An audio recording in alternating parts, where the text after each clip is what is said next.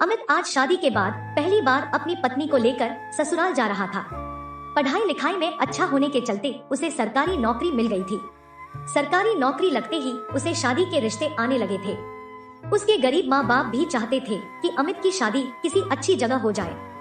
अमित के गांव के एक दलाल ने उसका रिश्ता पास के शहर के एक काफी अमीर घर में करवा दिया।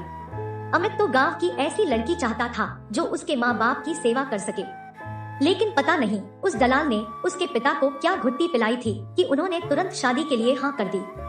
सगाई होते ही लड़की वाले तुरंत शादी करने की कहने लगे थे और अमित के पिताजी ने तुरंत ही शादी की हाँ भर दी। शादी से पहले अमित को इतना भी मौका नहीं मिला था कि वह अपनी होने वाली पत्नी से बात कर सके। अमित की माँ ने उसकी बात को भांप लिया था और उन्होंने अमित के पिता से कहा भी कि अमित को अपनी होने वाली पत्नी को देख तो लेने दो, लेकिन उसके पिता ने कहा कि शादी के बाद खूब जी भर के देख लेगा। खैर, शादी हो गई और अमित को दहेज में बहुत कुछ मिला। लड़की वाले तो अमित को कार भी दे रहे थे, लेकिन अमित ने मना कर दिया कि वह दहेज लेने के भी खिलाफ है। लेकिन उसके पिताजी के कहने पर वह मान गया। सुहागरात को ही अमित को कुछ कुछ समझ में आने लगा था, क्योंकि उसकी नई नई पत्नी बनी आशा ने न तो उसके माता पिता की ही इज्जत की थी और न ही सुहागरात को उसने अमित को अपने पास फटकने दिया था। अमित ने आशा से कई बार पूछा भी कि तुम्हारी शादी मुझसे जबरदस्ती तो नहीं की गई है, लेकिन आशा ने कोई जवाब नहीं दिया। शादी के तीसरे दिन अमित अपनी माँ और पिताजी के कहने पर एक रस्म के मुताबिक आशा को छोड़ने ससुराल चल दिया।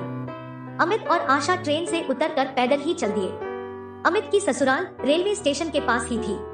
रास्ते में आशा अमित से आगे चलने लगी। अमित ने देखा कि दो लड़के मोटरसाइकिल पर उनकी तरफ आ रहे थे। वे आशा को देखकर रुक गए और आशा भी उनको देखकर काफी खुश हुई। अमित जब तक आशा के पास पहुंचा, तब तक वे दोनों लड़के उसकी तरफ देखते हुए चले गए। आशा के चेहरे पर असीम खुशी झलक रही थी। अमित के पास आने पर आशा ने अमित को उन लड़कों के बारे में कुछ नहीं बताया और अमित ने भी नहीं पूछा। अमित अपनी ससुराल पहुंचा। वहां पर सब लोग केवल आशा को देखकर खुश हुए और अमित की तरफ किसी ने ध्यान भी नहीं दिया। आशा की माँ उसे लेकर अंदर चली गई और अमित बाहर बरामदे में खड़ा रहा। अंदर से उसके ससुर और दोनों साले बाहर आए। अमित के ससुर ने पास ही रखी कुर्सी की तरफ इशारा किया और बोले, अरे खड़े क्यों हो, बैठ जाओ। अमित चुपचाप बैठ गया। उसे वहाँ का माहौल कुछ ठीक नहीं लग रहा था। अमित के सालों ने तो उसकी तरफ ध्यान भी नहीं दिया था। शाम होने को थी और अंधेरा धीरे धीरे बढ़ रहा था। अमित को फर्स्ट फ्लोर के एक कमरे में ठहरा दिया।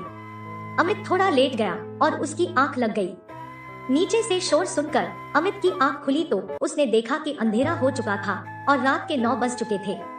अमित खड़ा हुआ और उसने मुंह धोया। उसको हैरानी हो रही थी कि किसी ने उससे चाय तक की नहीं पूछी थी। अमित उसे अपना वहम समझकर भूलने की कोशिश कर रहा था, लेकिन दिमाग तो उसके पास भी था, इसलिए वह अपने ही विचारों में खोया हुआ था। अब नीचे से जोर जोर से हंसने की आवाज आ रही थी। अमित के ससुर शायद किसी से बात कर रहे थे। अमित ने नीचे झांका तो पाया कि उसके ससुर और 2 से 3 लोग बरामदे में महफिल लगाए शराब पी रहे थे। अमित के ससुर बहुत शराब पी चुके थे, इसलिए वे अब होश में नहीं थे। वे बोले, देखा मेरी अक्ल का कमाल। मैंने अपनी बिगड़ैल बेटी की शादी कैसे एक गरीब लड़के से करा दी, वरना आप लोग तो कह रहे थे कि इस बिगड़ी लड़की से कौन शादी करेगा। इतना कहकर वे जोर से हंसे और बाकी बैठे दोनों लोगों ने भी उनका साथ दिया और उनकी इस बात का समर्थन किया। अमित के पैरों के नीचे से जैसे जमीन खिसक गई। तभी अमित की सास आई और उसके ससुर के कान में कुछ बोली, जिसको सुनकर वे तुरंत अंदर गए।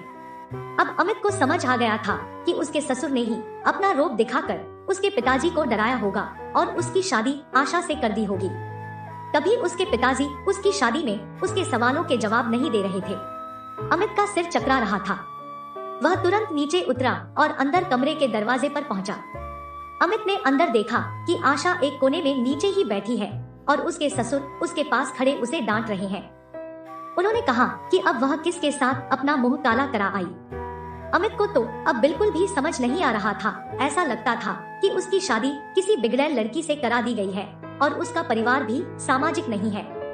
तभी उसकी सास ने आशा के बाल पकड़े और उसको मारने लगी। आशा बिल्कुल चुप थी और वह अपनी पिटाई का भी बिल्कुल विरोध नहीं कर रही थी। आशा की माँ उसे रोते हुए मारे जा रही थी। तभी पता नहीं अमित को क्या सूझा कि वह अंदर पहुंचा और अपनी सास से आशा को मारने को मना किया। अमित को अंदर आया देख सास ससुर घबरा गए। ससुर का तो नशा भी उतर गया था। वे समझ चुके थे कि अमित ने सब सुन लिया है। अमित के ससुर अब कुर्सी पर बैठकर रो रहे थे और उसकी सास का भी बुरा हाल था। तभी अमित के ससुर एक झटके से उठे और कमरे से अपनी दोनाली बंदूक ले आए और आशा की तरफ तान कर बोले, मैंने इसकी हर गलती को माफ किया है। बड़ी मुश्किल से मैंने इसकी शादी कराई है और अब यह मुंह काला करा कर पता नहीं किसका पाप अपने पेट में ले आई है। मैं इसे नहीं छोड़ूंगा। तभी अमित ने उनके हाथों से बंदूक छीन ली और एक तरफ फेंक दी। वह बोला, चलो आशा मेरे साथ अपने घर। आशा ने झटके से अपना चेहरा ऊपर उठाया। अमित की बात सुनकर उसके सास ससुर भी चौंक गए। अमित के ससुर बोले, अमित तुम आशा की इतनी बड़ी गलती के बावजूद उसे अपने साथ घर ले जाना चाहते हो। अमित बोला, आप सब लोगों के लाड प्यार की गलती आशा ही क्यों भुगते? इसमें इसकी क्या गलती है? गलती तो आपके परिवार की है जो ऐसे काम को अपनी शान समझते हैं और उसको छिपाने के लिए मुझ जैसे लड़के से उसकी शादी करवा दी। अमित थोड़ी देर रुका और फिर बोला, आशा की यही सजा है कि उसे मेरे साथ मेरी पत्नी बनकर रहना पड़ेगा। यह सुनकर उसके ससुर ने उसके पैर पकड़ लिए, लेकिन अमित ने उन्हें उठाया और आशा का हाथ पकड़कर घर से बाहर निकल गया। आशा अमित के पीछे पीछे होली। अमित के ससुर तो हाथ जोड़े खड़े थे। अमित और आशा पैदल ही जा रहे थे।